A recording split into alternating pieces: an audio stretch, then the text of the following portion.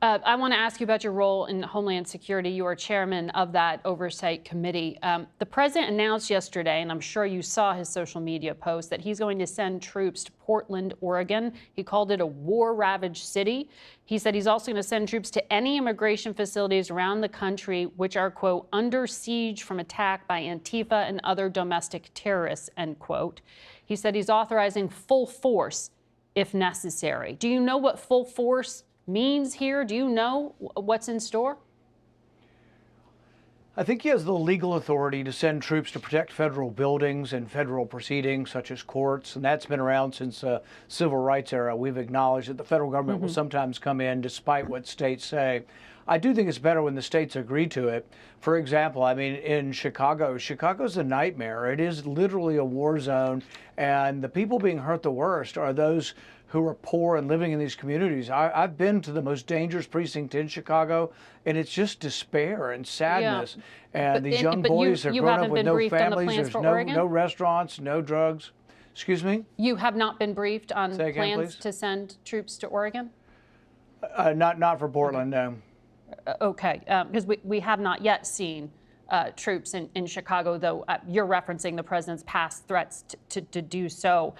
In Oregon, the governor said there's no need and they don't want these troops. But the mayor said, the mayor of Portland, federal agents have been arriving along with some armored vehicles.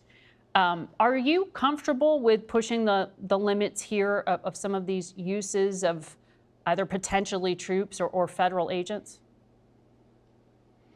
I think both the people in Portland and across America have to decide about this.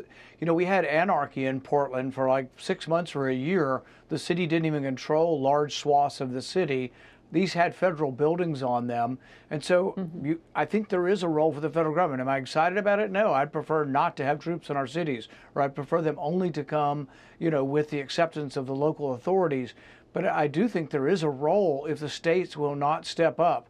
Portland did not step up, and they let their city go, you know, they let it burn, for goodness sakes, and then they let a whole area become the city, you know, these blocks of anarchy where some sort of local thug rule was going on. So I don't know. I think ultimately what's going to happen, and I think some of this is the president showing the politics of Republicans versus Democrats, is eventually cities like Chicago and Portland are going to give up on Democrats because their people are dying. It's their people in their community, the people who have been supporting the Democrat Party for decade after decade. They are the ones dying. It's not the people in the rich neighborhoods that are the country club Republican. It's the poor people in every city is dying. And, you know, the cities have to step up on this. Well, I'm asking about your oversight role because it seemed like the president's statement yesterday, it took a turn. It wasn't how he talked about Chicago. In fact,